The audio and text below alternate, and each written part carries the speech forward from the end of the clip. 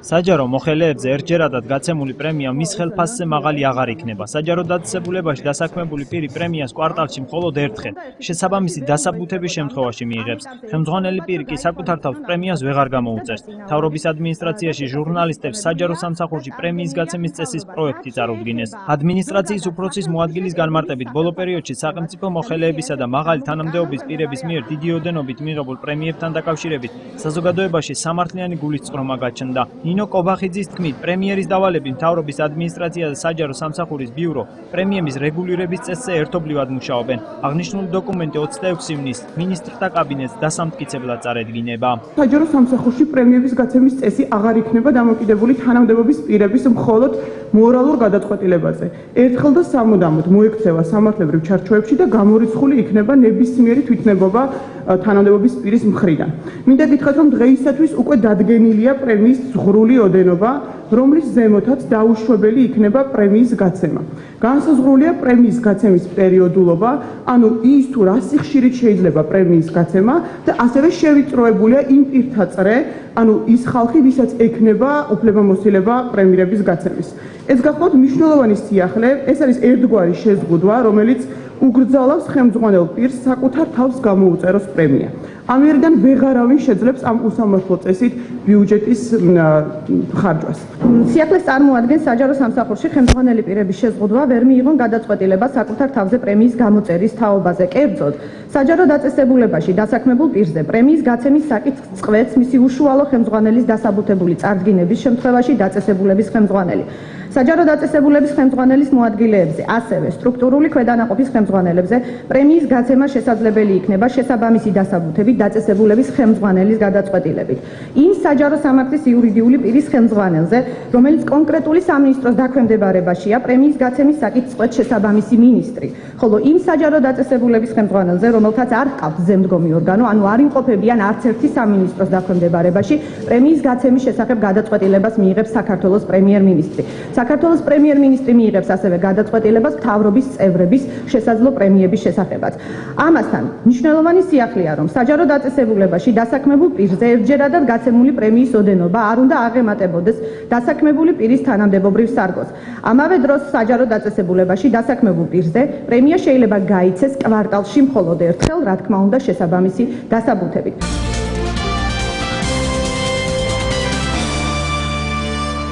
მიუმართავს საქალაქო სასამართლოს გააუქმოს თბილისის საკრებულოს გადაწყვეტილება მისი დეპუტატებისა და აპარატის თანამშრომლებისთვის პრემიების გაცემის თაობაზე აცხადებს პოლიტიკისა და სამართლის ცენტრის თავმჯდომარე. ამირან გიგუაშვილი განმარტავს, რომ თვითმმართველ ორგანოში პრემიები დასაბუთებული დოკუმენტების გარეშე კანონდარღვევით გაიცა. ინფორმაციის თავისუფლების განვითარების ინსტიტუტის მიერ გამოთხოვილი ინფორმაციის თანახმად, იანვარ-ოქტომბერში თბილისის საკრებულოს წევრებზე და აპარატის თანამშრომელზე გაცემულმა პრემიების საერთო რაოდენობა 1,700,000 ლარზე მეტი შეადგინა. აქც რომელიც თბილისის საკრებულოში გაიცა, უნდა ერთვოდეს აი ამ 253 ადამიანზე თითოეულზე ინდივიდუალურად გამიჯვნა თუ თითოეულ მათგანთან დაკავშირებით რატომ იქნა სწორედ ესეთი გადაწყვეტილება მიღებული, რითი დაიმსახურეს მათ, მათი სახელფასო, მათი სამუშაო განრიგის ტაბელი, რაიმე ტიპის ადმინისტრაციული აქტი, რომელიც პერიოდულად მათ მიმართ იქნა გამოცეული მადლობისა და წახალისების აღსანიშნავად. ჩვენი ინფორმაციით, ასეთი არანაირი მტკიცება ამ ადმინისტრაციულ აქტს არ ახლავს და საზოგადოებისათვის მხოლოდ ზეპირი ტიპის განმარტებები იქნა მიცემული, რომ რეალურად იმსახურებდნენ ეს ადამიანები ამ ტიპის პრემიის მიცემას. მოცემულ შემთხვევაში მტკიცების ტვირთი ადმინისტრაციული საპროცესო კოდექსის მე-17 მუხლის შესაბამისად სწორედ ადმინისტრაციულ ორგანოს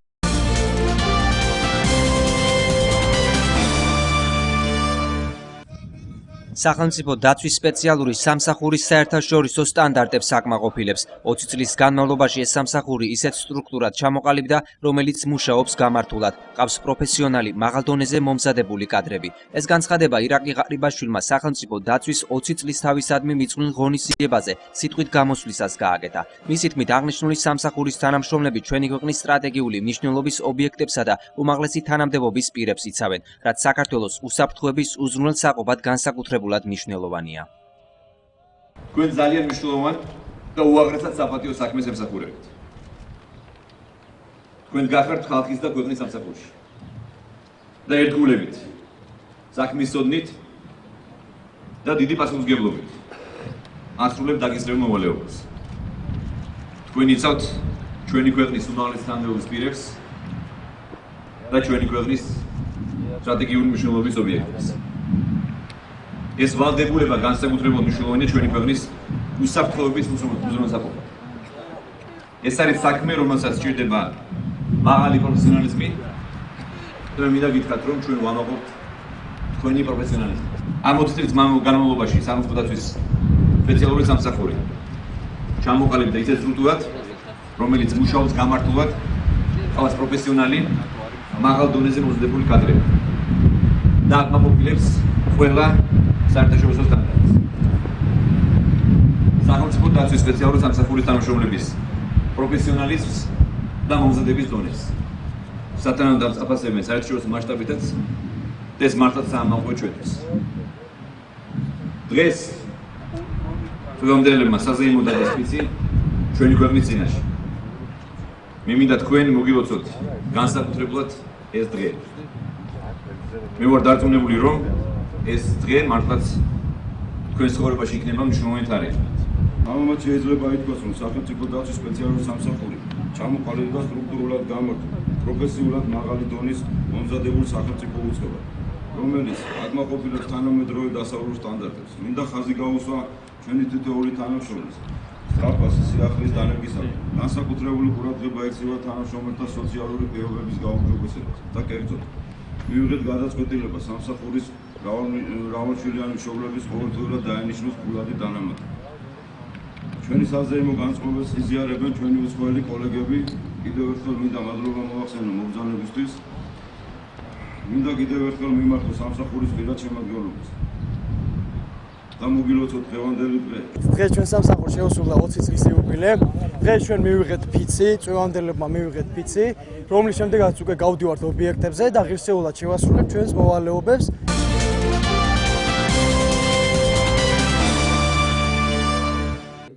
ნაციონალური მოძრაობის წევრებს ირმა ნადირაშვილს და ზურაბ ჯაფარიძეს აზერბაიჯანიდან $1,000,000 საქართველოში არეულობის მოსაწყობად შემოჰქონდათ, აცხადებს თენგიზ კიტოვანი. მისი განმარტებით, მათი მიზანი საქართველოში ახალი მეიდნის მოწყობა და ხელისუფლების შეცვლა. როგორც თენგიზ კიტოვანი აცხადებს, სამართალდამცავებმა აღნიშნული ფაქტი საფუძვლიანად უნდა გამოიძიონ, რადგან თანხის ადგილმდებარეობა გაურკვეველია და გამორიცხული არ არის ნაციონალურმა მოძრაობამ მისი შემოტანა სხვა გზით კვლავ სცადოს. შეგახსენებთ, რომ გავრცელებული ინფორმაციის თანახმად 19 ივნის ნაციონალური მოძრაობიდან საქართველოს პარლამენტის წევრები ირმა ნადირაშვილი და ზურაბ ჯაფარიძე აზერბაიჯანში მესაზღვრეებმა საზღვარზე ელექტროშოკური აპარატების და დიდი ოდენობით ფულადი თანხის გადმოტანის მცდელობის ფაქტზე დააკავეს, რასაც პარტიაში უარყოფენ. ეს თანხა ჩვენი აზრით, ვისაც კარგად ესმის პოლიტიკა, იყო საქართველოში არეულობის წერაამდე. იმის რომ არეულობა უნდა დაიწყებულიყო საქართველოში. შეიძლება ბევრი თანხაც შემოტანილი, მაგათ და მე ვფიქრობ, რომ ნაციონალებს ოდათ ახალი მაიდანი გააკეთონ საქართველოში. აი ეს მის განცხადება მინდოდა, რომ ძალიან ყურადღებით უნდა იყვნენ ჩვენი სამართალდამცავი ორგანოები, რომ არ დაუშვან უკრაინელი მაიდანი საქართველოში. ამის შეძლებიან სოხლა და ისინი აპირებენ უკან დაბრუნებას სათავეში და ახალი პრეზიდენტის დანიშვნას.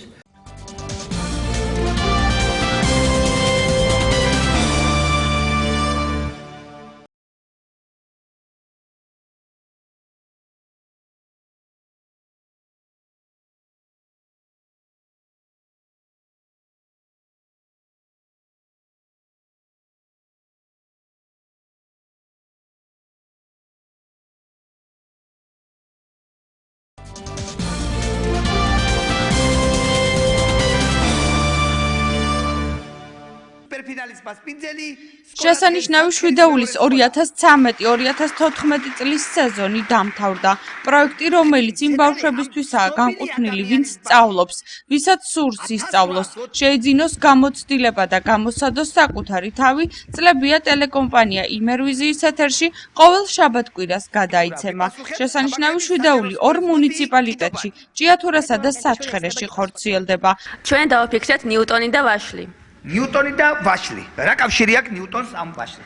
ანუ რომ არა ვაშლი დღეს ჩვენ არ გვექნებოდა მიზიდულობის კანონი. 2013-2014 წლის სუპერფინალური შეხვედრა გასული წლის მსგავსად საჩხერეში შედგა. აქ ორი რაიონის გამარჯვებული გუნდები შეხვდნენ ერთმანეთს. საკუთარი ქალაქის სკოლების შესანიშნავ შვიდეულს წარმოადგენდნენ ჭიათურაში თაბაგრების საჯარო სკოლიდან კიდობანი, ხოლო საჩხერიდან ჩიხის საჯარო სკოლის გუნდი მინერვა. კანადაშიდაც და ამერიკაშიდაც. დაფიქსი და დათვი გრიზლი. სუპერფინალური თამაში დაიწყო. ორი კითხვის შემდეგ წამყვანმა რეიტინგი გამოაცხადა. შედეგების მიხედვით თაბაგრების საჯარო სკოლის გუნდი ლიდერობდა. თუმცა უკვე შემდგომ კითხვაზე, რომელიც ტრადიციულად მათემატიკას უკავშირდება, ჩიხის საჯარო სკოლის გუნდის ქულა მოწინააღმდეგის შედეგს გაუთანაბრდა. თუ ერთი გუნდია 12% ნახევარი, მაშინ მთლიანად რამდენი გუნდი ყოფილა? 100-ში რამდენია? 8.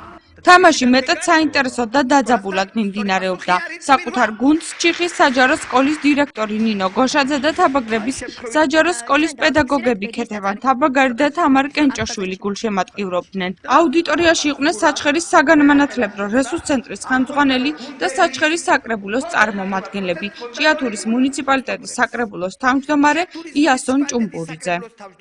მართლაც შესანიშნავი პროექტია.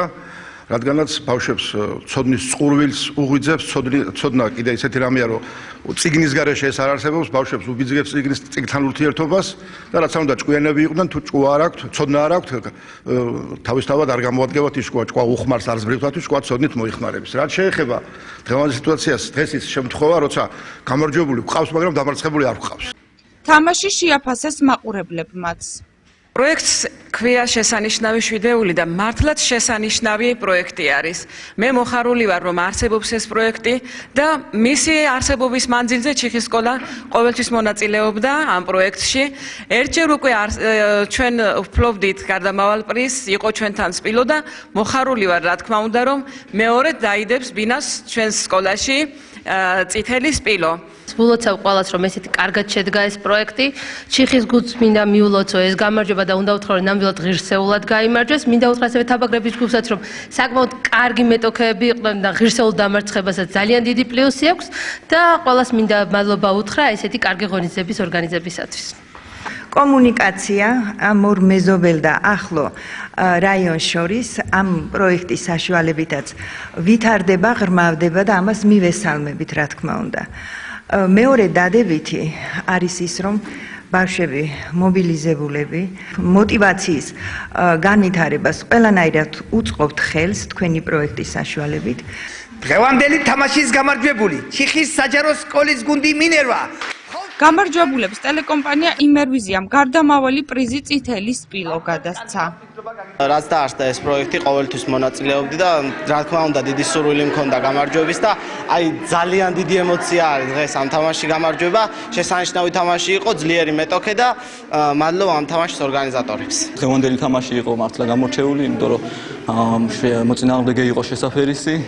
ღირსეული წინააღმდეგობა გაგვიწია, გაგვიმართლა ცოტა დაუსახურებულიც იყო. მოკლედ მადლობა. დღეს იყო არაჩვეულებრივი თამაში. მე ვთვლი, რომ ჩვენი გუნდი უკვე გამარჯვებულია, რადგან ჩვენ მხარეში ჩვენ უკვე მოვიპოვეთ გამარჯვება და გვყავდა ძალიან ღირსეული მეტოქე და ჩვენ კონკურენტ გუნდს მინდა მივულოცო ეს გამარჯვება. დიდი პატივი იყო ჩვენთვის, რომ დღეს მონაწილეობდით სუპერფინალში.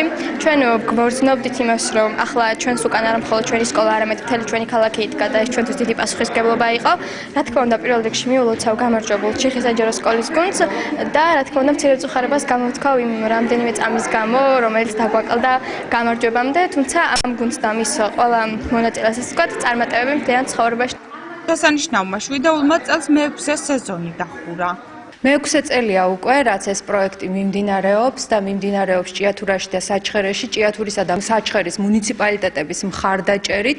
წელსაც ასევია, მე ვიმედოვნებ, რომ მომავალ წელსაც მათი მხარდაჭერით შევძლებთ იგივე პროექტის გაგრძელებას, რომელი პროექტიც ძალიან პოპულარობით სარგებლობს, როგორც ახალგაზრდებში, მოსწავლეებში, ასევე უფროსი თაობის წარმომადგენლებში და დღევანდელი სუპერფინალი იყო სწორედ ამის დასტური. კარგია, როდესაც ყოველწლიურად სულ უფრო და უფრო მეტ მოსწავლეს უჩნდება სურვილი, მიიღოს მონაწილეობა შესანიშნავ შვიდეულში და გახდეს ამ პროექტის ფავორიტი. პროექტი ჭიათურასა და საჩხერეში მუნიციპალიტეტების საკრებულოსა და გამგეობის მხარდაჭერით ხორციელდება.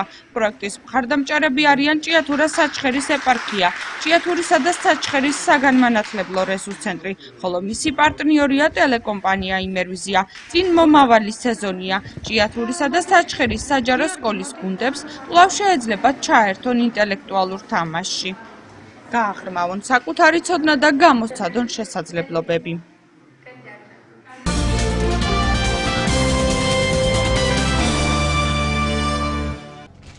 78 წლის მეწაღე ვახტანგ შეყრილაძე 62 წელია თანაქალაქელების ფეხსაცმელების შეკეთებაზე ზრუნავს. ამბობს, რომ ეს რთული პროფესიაა, ფიზიკური ძალა და გონება მეწაღისთვის განსაკუთრებით საჭიროა და აუცილებელი. ძალიან რთულია ჩვენი ხელობა. იმიტომ რომ ფიზიკურადაც უნდა იმუშაო და გონებრივი მეტი გინდა. ერთი შეცდომა რო დაუშვა, იმ შეცდომაში ვეღარ გამოასწორებ. ის გაფუჭდა უკვე და ის გაფუჭებული უნდა გადაყარო იქ ყველაფერი. ერთი შეცდომით. ამიტომ გვინდა ძალიან გონებრივი მუშაობა და ფიზიკური უნდა იყოს ძლიერი. ყველაფერი კი ასე დაიწყო. მოზარდი ვახტანგი ბაბუასთან ზესტაფონში ხშირად დადიოდა. ბაბუა მეწაღე იყო და შვილიშვილსაც ამ პროფესიისადმი სიყვარული ჩაუნერგა. მაინტერესებდა ფეხსაცმლის შეკეთება. შეკერვა და შეკეთება. ყველაფერი ეს მაინტერესებდა. ბაბუამ გადმოვცა რომ ჩემი ხელობა ისწავლე. ავდექი და მეც ვისწავლე. ბაბუას მივჩერებოდი და ბაბუა როგორ აკეთებდა. გონებრივად მქონდა წარმოდგენილი, მაგრამ ფიზიკურად არ შემეძლო მისი გაკეთება. 1951 წელს ვახტანგ შეყრილაძე მაღაროზე სპეციალურ საამქროში მეწაღეს გრიშა აბესაძეს შეგირდად მიებარა. როცა გავიზარდე და უკვე მინდოდა რომ ამეთვისებია ხელობა, ბაბუას ხელობა, მართლაც გამიფუჭდა, მაგრამ ისე არ გამფუჭებია, რომ ჩემს მასწავლებელს ის არ გაეკეთებია. მაინც გამოასწორა. ძალიან ვინევრიულე. არ უნდა გამფუჭებოდა. უკვირდებოდი, მაგრამ მაინც გამიფუჭდა. მასწავლებელმა მითხრა: "ნუ არა უშავსო, ნუ გეშენიაო. ერთი თუ გაფუჭდებაო, მეორეს კარგად გააკეთებო." თავად შეგირდი არასდროს ყოლია და გული წყდება, რომ ახალგაზრდები ამ პროფესიით არ ინტერესდებიან. ეს პროფესია არის საჭირო, იმიტომ რომ სადაც უკვე ახალია, იქ ძველიც საჭიროა. სადაც ძველია, იქ ახალი საჭიროა. სწავლის დასრულების შემდეგ ერთ წელიწადში ახალგაზრდა მეწაღემ თავისი პროფესიით მუშაობა ჭიათურაში დაიწყო. ჩამოვედი ქალაქ ჭიათურაში, განიდან და მუშაობდი საყოფაცხოვრებოში ხელოსნად. ნოემბერში წავედი სამხედროში. იქაც მუშაობდი ჩემ სპეციალობაზე. დავამთავრე სამხედრო სამსახური და იქიდან მოყოლებული სულ მუშაობ ჩემ სპეციალობაზე. არის სირთულეებიც. ძალიან რთული არის შესაკეთებელი ფეხსაცმელი. დაახლოებით 30 წელია ეს ფეხსაცმელი რო არის გამოსული. კიდევ ცოტა მეტიც კიდევ ფრანცუსკები. როცა ვკერავდი ახალს, მე შემიკერია 3 წყვილი ფეხსაცმელი ახალი. რემონტის სახითი გამიკეთებია დაახლოებით 5-6 წყვილი, 5-6 ასეთი გამიკეთებია. ქალის ფეხსაცმელები, რომელიც რთული არის, 3-ზე მეტი არასოდეს არ გამიკეთებია. ჩაქუჩი, ნევსი, ძაფი ეს მისი ყოველდღიური საქმიანობისთვის საჭირო ნივთთა ნაწილია. ამას ქვია კუსაჩკა, რუსულად არის მართალია, მაგრამ საკვნეტელა. ფეხსაცმელი უამისროდ ვერ შეკერავ. ჩემს გვერდში იყვნენ ამხანაგები, ერთი ებრაელი, ერთი ქართველი და ეს ხალხი იყვნენ ჩემი კარგი მეგობრები, რომელიც ერთად მუშაობდით. მისი შემოსავალი არც ისე დიდია, თუმცა ის იმდენადაა თავის პროფესიაზე შეყვარებული, ყოველდღე დილიდან საღამომდე მუშაობს. მოხუცებული კაცი, ვარ ხმაყოფილი, იმიტომ რომ სახში რომ გავჩერდე, არ შემიძლია. უნდა ვიმოძრავო. უყვარს ხალხთან ურთიერთობა, ამბობს, რომ მათგან ბევრს სწავლობს, ყავს მუდმივი მომხმარებლები. ბატონ ვახტანგს ვიცნობ დიდი ხანია. ძალიან კარგი პიროვნება და კარგი ადამიანია, კმაყოფილი ვარ εμის მომსახურეობით და უსურვებ დიდხანს სიცოცხლეს და დიდხანს ეშრომოს εμის მარჯვენს. კმაყოფილი ვარ, მე კი არა ბევრი სხვა ჩემნაირები. ბევრისთვის მიმისწავლები და ბევრი მოსულა და კმაყოფილი წასულან.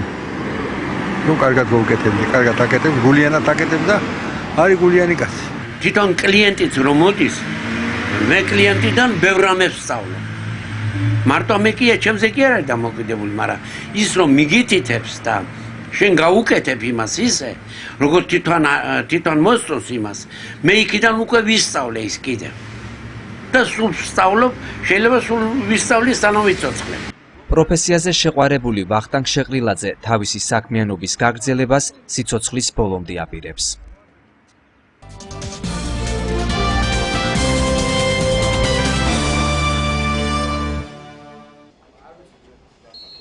ახალგაზრდა ჭიათურელი ფეხბურთელები ახლა თბილისის 35 საფეხბურთო სკოლის აღსაზრდელებით წინააღმდეგ თამაშობენ. შეხვედრა თემურ მაღრაძის სახელობის სტადიონზე გაიმართა. მატჩი სტუმართა უპირატესობით წარიმართა და საბოლოოდ მათივე გამარჯვებით 1-2 დასრულდა. ველოდით გამარჯვებას დიდი არაფერი გუნდია, მაგრამ ჩვენი შესაძლებლობები ბოლომდე ვერ ვაჩვენეთ და ამის გამო დავიშაჭეთ კიდევაც და მაყოფილი ვართ ჩვენი თამაშით მაინც. ძალიან გაგვიჭირდა ესეთ მოედანზე თამაში, რადგან არ ვართ ბუნებრივზე შეჩვეულები ესეთ თამაშს. ძალიან ძლიერი გუნდის საბჭოება დატოვა ჭიათურის მაღაროელმა და შევხვდებით განმეორებით მატჩი 22-ში და ნახოთ იქ დავამტკიცებთ ყველაფერს. 35 საფეხბურთო სკოლის ფეხბურთელებმა შეხვედრის პირველი ტაიმი გაცილებით უკეთ ჩაატარეს და ორბურთიანი სხვაობითაც იმარჯვეს. მიუხედავად გამარჯვებისა, თბილისელთა მთავარი მწვრთნელი გუნდის მიერ ნაჩვენების შედეგით უკმაყოფილო ჩანდა. რაც შეეხება ჭიათურელთა მთავარ მწვრთნელს, მან მარცხის მიუხედავად საკუთარ ფეხბურთელებს თავდადებისთვის მადლობა გადაუხადა. მშვენიერი თამაში იყო დაძაბული, ღირსეული თამაში იყო და 2-1 გავიმარჯვეთ. მე ულოცავ ჭიათურის გულშემატკივრებს კარგ ფეხბურთის ყურებას და ულოცავ იმას, რომ კარგი თაობა მოდის და მე ვისურვებდი, რომ ყველა რეგიონში იყოს წამოვიდეს ესეთი თაობა და ესე განვითარდება ქართული ფეხბურთი. მწვრთნელი მაქსიმალისტია ყოველთვის და ყოველთვის უკმაყოფილო ვარ, არასდროს არ ვარ უკმაყოფილი, მაგრამ ასე თუ ისე ნორმალური იყო რა. დამსახურებლად მოიგო 39 საფეხბურთო სკოლამ. ამ ეტაპზე ისინი ძლიერები არიან, იმიტომ რომ არჩევანიც ბევრი აქვს ბავშვებში. მინდა მიულოცო მათ ეს გამარჯვება, მაგრამ ჩემიჯებსაც მადლობას ვეთქვი ყველაფერს, რაც შეეძლოთ დადეს გოლი და სული და აშკაცური ბრძოლა გამართეს და არაფერი დაუთმეს, ასე რომ ვთქვათ. ხან მოიგებ, ხან წააგებ. უსურვებ წარმატებებს იმ გუნდსაც, ჩემ გუნდსაც აუცილებლად. აღნიშნულ ტურნირში დასავლეთ და აღმოსავლეთ საქართველოს 4-4 საუკეთესო გუნდი ერთმანეთის წინააღმდეგ თამაშობს. თამაშები ოლიმპიური სისტემით მიმდინარეობს და გამარჯვებული 2 მატჩის ჯამში მიღწეული შედეგით ვლინდება. ესე იგი, აღმოსავლეთის 4 საუკეთესო გუნდი გამოვლინდა და შესაბამისად დასავლეთის 4 საუკეთესო და ეხლა ოლიმპიური სისტემით გაირკვევა გამარჯვებული აღმოსავლეთისა და დასავლეთის გუნდებს შორის. უბრალოდ ეხლა ჩვენ გავედით საქართველოს 8 გუნდში, ასე რომ ვთქვათ, საუკეთესო 8 გუნდში, ესენი პლეიოფი, აქედან გადის ნახევარფინალში და ასე რომ მე ვთვლი, რომ ეს სეზონი ჩემმა ბავშვებმა და ჩვენმა გუნდმა ჭიათურის გუნდმა წარმატებით ჩაატარა და დიდი მადლობა ბიჭებსაც, ყველასაც, ვინც გვერდში გვიდგას.